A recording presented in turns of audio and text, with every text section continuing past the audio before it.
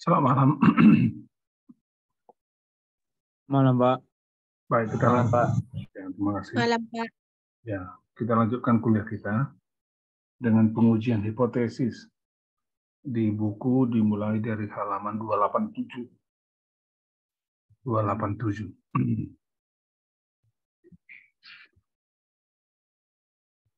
Setelah singgung minggu yang lalu, pada kuliah yang lalu bahwa statistika inferensial memiliki dua kegiatan itu, yakni pendugaan parameter dan pengujian hipotesis.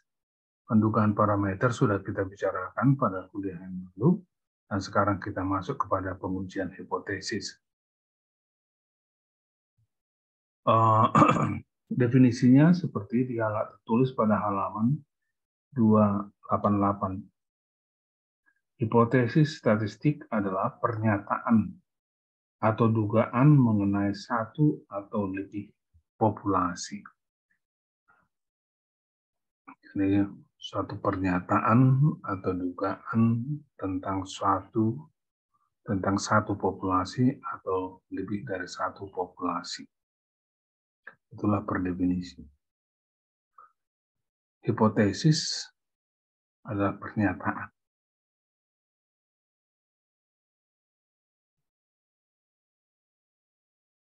Yang harus dibuktikan, benar enggak pernyataan itu. Itu sebabnya hipotesis sering juga disebut sebagai jawaban sementara terhadap permasalahan.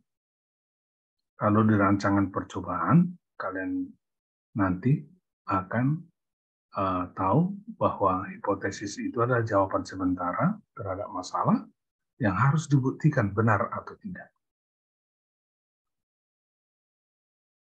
Jadi dalam definisi statistik ini adalah suatu pernyataan atau dugaan tentang suatu populasi atau beberapa populasi. Nah, pernyataan itu ada yang disebut dengan hipotesis nol. Dirumuskan dengan tujuan supaya ditolak. Jadi simbolnya H0, dibaca hipotesis nol.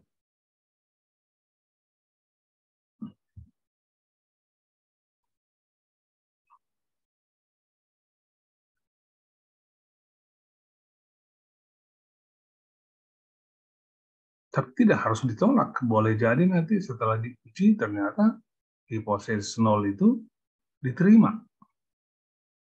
Nah, tandingannya adalah disimbol dengan A1. Dibaca hipotesis alternatif atau hipotesis tandingan. H0 sering juga pada buku-buku lain ditulis dengan HA. 0 diganti dengan A. Tapi pembacaannya tetap hipotesis 0.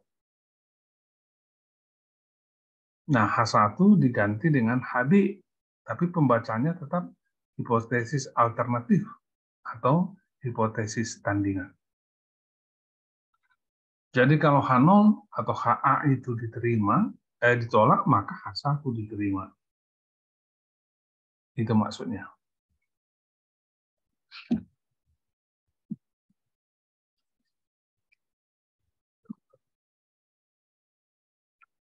Untuk mudahnya kita pahami, kita meloncat dulu, lanjut ke halaman 302. Uji mengenai nilai tengah.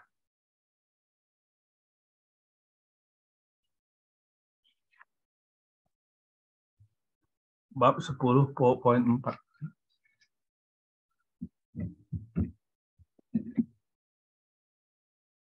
Misalkan diberikan suatu populasi yang ragamnya sigma kuadrat diketahui. Sekarang kita ingin menguji hipotesis bahwa nilai tengah populasinya mu sama dengan nilai tertentu mu 0. Lawan hipotesis alternatifnya bahwa nilai tengah populasi itu tidak sama dengan mu 0. Artinya kita ingin menguji hipotesis 0, mu sama dengan mu 0, hipotesis alternatif, mu tidak sama dengan mu 0. Begitu nulisnya. Jadi hipotesis 0-nya mu sama dengan mu 0, hipotesis tandingannya mu tidak sama dengan mu 0. Sesi yang dapat digunakan bagi kriteria uji dalam hal ini adalah peubah acak X rata-rata.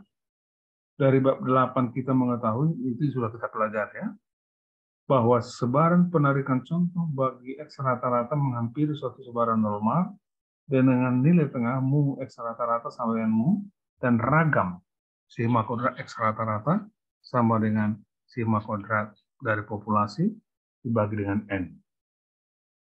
Sedangkan mu dan sigma kuadrat itu masing-masing adalah nilai tengah dan ragam populasi induknya. Dan N adalah ukuran contohnya.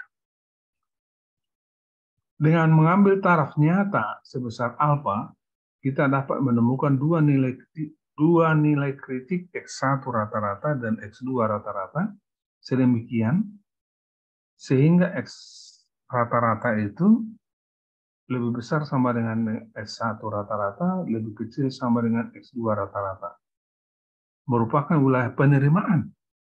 Dan kedua ekor sebarannya, X1 rata-rata lebih kecil dari X1 rata-rata, X rata-rata lebih kecil dari X1 rata-rata, dan X rata-rata lebih besar dari X2 rata-rata, menyusun wilayah kritik.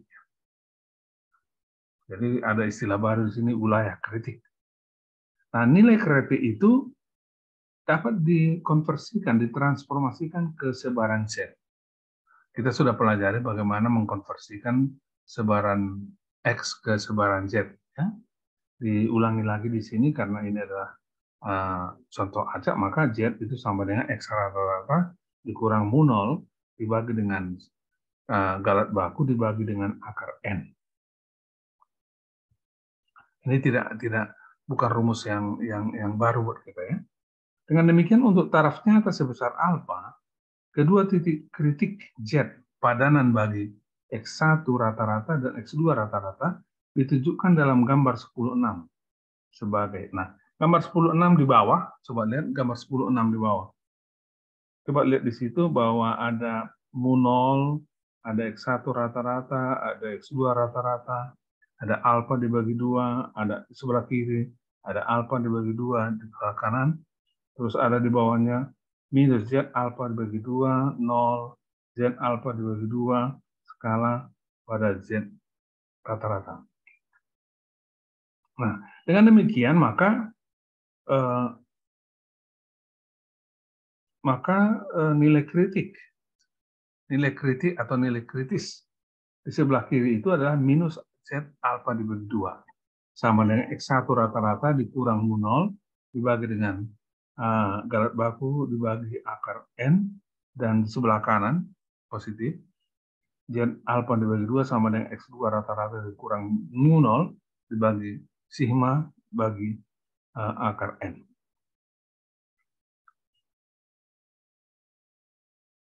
Itu dah nilai kritis. Dari populasi tersebut diambil sebagai contoh acak berukuran N. Dan dihitung nilai tengah contohnya X rata-rata. Bila X rata-rata terjatuh dalam wilayah penerimaan, X1 rata-rata lebih besar sama dengan X rata-rata lebih besar sama dengan X1 rata-rata, lebih kecil sama dengan X2 rata-rata, maka Z sama dengan X rata-rata dikurang mu 0 dibagi sigma bagi akar N. Akan jatuh dalam wilayah Z lebih besar dari minus Z alfa dibagi 2, lebih kecil dari Z alfa dibagi 2, dan kita simpulkan bahwa mu sama dengan mu 0.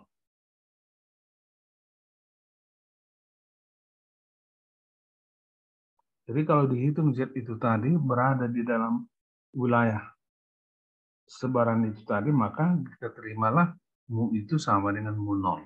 Artinya H0 diterima. Bila Z jatuh di luar wilayah itu, maka kita tolak H0 dan menerima hipotesis alternatifnya bahwa mu tidak sama dengan mu 0. Wilayah kritik biasanya diucapkan dalam Z dan bukan dalam X rata-rata. Nah, itu kemarin itu pada kuliah-kuliah sebelumnya beberapa kali kita singgung bahwa nilai X itu bisa kita konversi ke sebaran Z. Nah, sebaran X menjadi sebaran Z.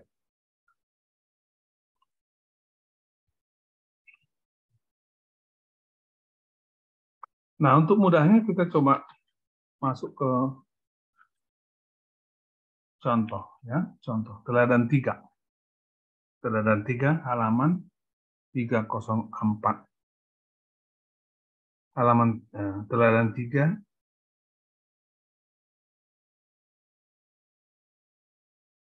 halaman 304. Sebuah perusahaan olahraga mengembangkan jenis batang pancing sintetik. Perusahaan mengatakan bahwa batang pancing tersebut mempunyai kekuatan dengan nilai tengah mu 8 kg dan simpangan baku sigma setengah kilogram. Itulah informasi dari perusahaan itu. Sekali lagi bahwa batang pancing yang mereka produksi itu mempunyai kekuatan daya tahan 8 kg dan simpangan bakunya 0,5 kg. Nah, kita diminta untuk mengujinya, betul nggak? Pada taraf uji alfa 0,01. Kita diminta untuk mengujinya pada taraf alfa 0,01. Apakah betul pernyataan dari perusahaan tersebut? Apakah betul bahwa kekuatan batang pancing itu 8 kg? Nah, kita kemudian mengambil contoh acak 50 batang pancing. Kita ambil 50 batang pancing dan kemudian membebaninya dan kita menemukan data bahwa nilai tengah atau rata-rata dari kekuatan batang pancing yang 50 itu adalah 7,8 kg. Dari 50 batang pancing itu kita bebani, rata-rata kekuatan yang 50 itu adalah 7,8 kg.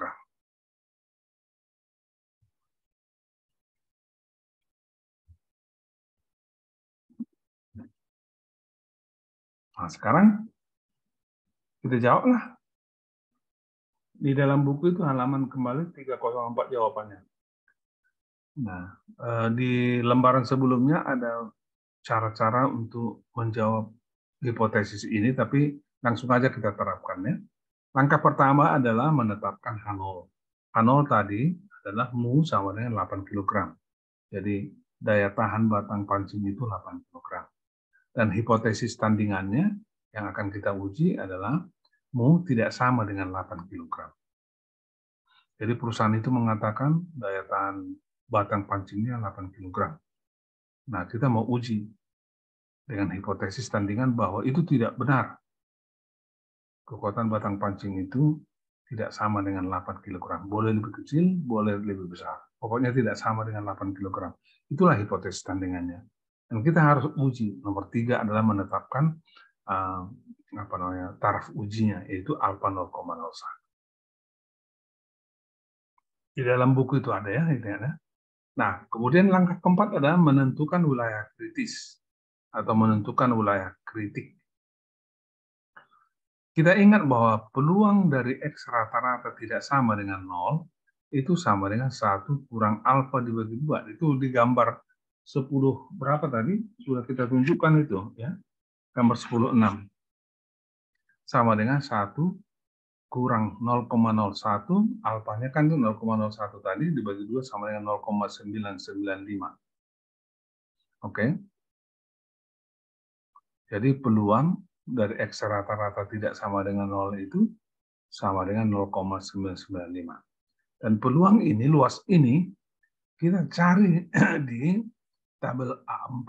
Jadi kita tetap menggunakan bantuan tabel A4. Kita tadi katakan bahwa nilai pengamatan X itu kita konversi dulu ke alternatifnya, sebaran Z.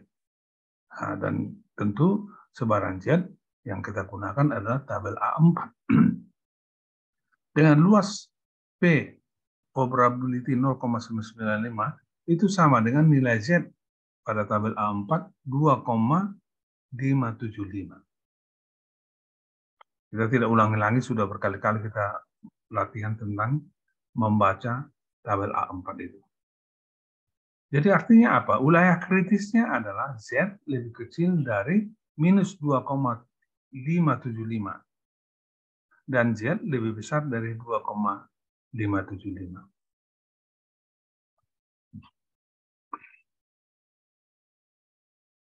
Jadi wilayah kritisnya sudah kita tetapkan dengan sebaran Z. Nah, kalau kita lihat di dalam gambar ini, inilah dia. Jadi ini tidak ada di buku gambar ini, tapi saya buat sendiri. Coba lihat grafiknya ini, inilah sebaran populasi itu. Jadi yang tidak diarsir ini adalah wilayah penerimaan bahwa mu sama dengan 8 kg. Secara peluang, luasannya ini 1 kurang alfa. Nah, alfa, 1 kurang alfa. Alfa tadi 0,01. Nah, 0,01 itu dibagi dari dua tempat, sebelah kiri dan sebelah kanan. Jadi di sini ada Z alfa 0, alfa bagi 2, Z alfa dibagi 2. Jadi alfa tadi 0,01, maka Z 0,01 bagi 2 sama dengan minus Z alfa Z 0,05. Di kanan ini Z 0,05. Cuman sebelah ini negatif, sebelah ini adalah positif. Itu dia. Jadi wilayah penerimaan itu adalah Z X rata-rata itu bila lebih besar dari Z alfa dibagi 2 dan Z lebih kecil dari Z alfa dibagi 2. Jadi wilayah penerimaan itu bila Z X rata-rata itu lebih besar dari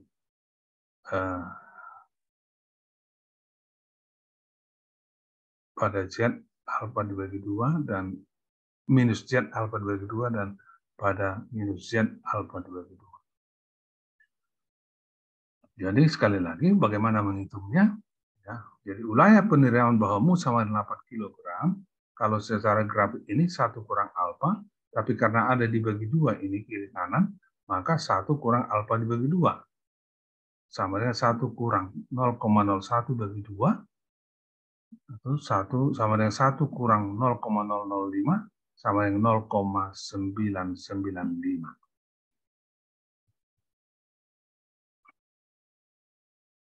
Inilah peluangnya.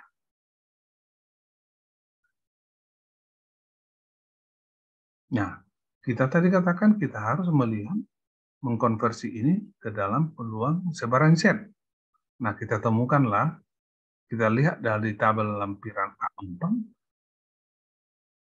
besaran Z yang luasnya 0,995. Nah, saya menemukan bahwa Z itu adalah 2,575. Jadi, Z kritis adalah Z lebih kecil dari minus 2,575 dan Z lebih besar dari 2,575. Inilah Z kritisnya.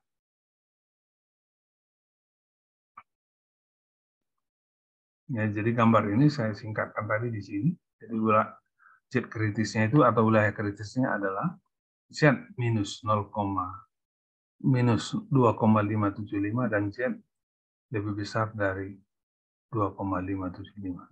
Sekali lagi, Z itu berada di antara minus 2,575 hingga 2,575. Inilah wilayah kritis. Nah, untuk menjawab hipotesis itu, kita harus menghitung nilai Z dari contoh yang kita ambil. Contoh yang kita ambil.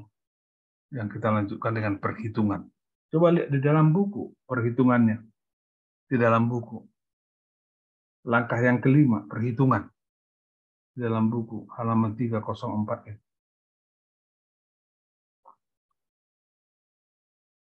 perhitungan X rata-rata sama dengan 7,8. Tadi kita sudah buktikan bahwa kita sudah ukur tadi yang contoh 50 itu bahwa rata-rata dari kekuatan batang pancing itu adalah 7,8 kg. Dan jumlahnya 50 batang pancing yang kita uji. Sehingga Z-nya, Z dari contoh acak itu adalah 7,8 kurang mu0 itu 8 dibagi 0,5 dibagi akar 50 sama dengan minus 2,83. Itulah Z dari contoh acak. Sekarang kita bandingkan dengan informasi dari perusahaan itu yang mengatakan bahwa populasi daripada batang pancing itu kekuatannya 8 kg.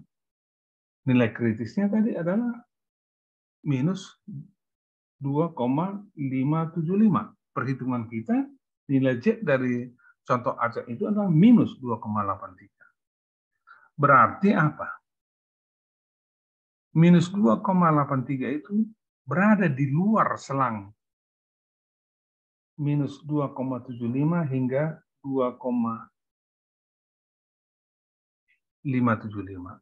Tidak, nilai Z itu tidak berada pada selang minus 2,575 hingga 2,575. Kita tahu minus 2,83 itu lebih kecil dari minus 2,575. Kita tahu kan minus 3 itu lebih kecil dari minus 2, kira-kira begitu. Ini kan berarti minus 2,83 itu lebih kecil dari minus 2,575. Jadi contoh acak itu tidak masuk dalam selang penerimaan bahwa mu sama dengan 0. Artinya apa? Hipotesis H0 ditolak. Artinya tidak betul informasi dari perusahaan itu bahwa kekuatan batang pancing mereka itu 8 kg. Tetapi tidak sama dengan 8 kg. Dalam hal ini 7,8 kg.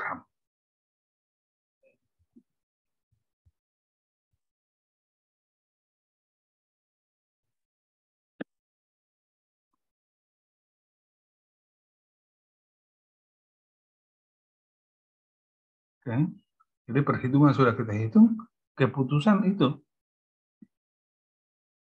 karena nilai Z dari, sekali lagi ya, karena nilai dalam perhitungan kita sudah temukan tadi nilai Z dari batang pancing contoh acak itu tidak berada pada wilayah penerimaan mu sama dengan 8, maka keputusan kita adalah H0 ditolak. Artinya H1 diterima, bahwa kekuatan batang pancing perusahaan itu tidak sama dengan 8, tetapi lebih kecil dari 8. Yang kita terima adalah H1, bahwa kekuatan batang pancing itu tidak sama dengan 8.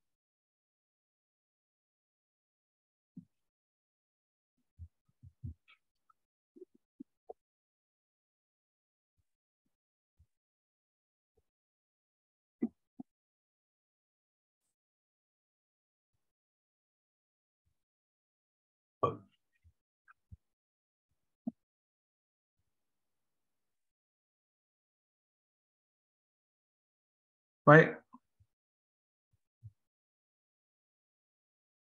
ada pertanyaan?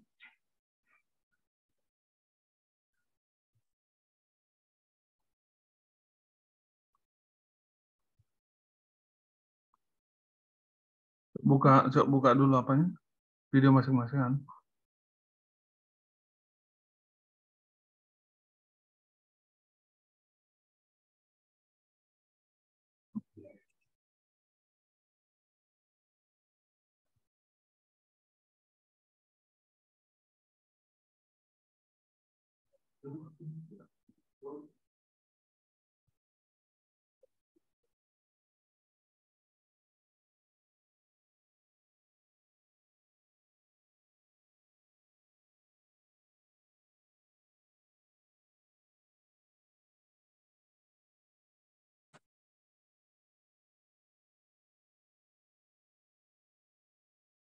Baik, ada pertanyaan adik-adik? Baik, kalau Pak. Kalau Tidak, tidak, Pak. ya saya berharap kalian dapat mengerti karena dari sisi saya sudah jelaskan sejelas-jelasnya, seringkas-ringkasnya, menurut pandangan saya, menurut cara saya. Kalian mau mengerti atau tidak, itu tergantung kepada kalian ya. Baik, kalau tidak ada pertanyaan, terima kasih. Sampai ketemu lagi pada kuliah yang akan datang. Baik, Pak. Oke, Ya, saya Pak.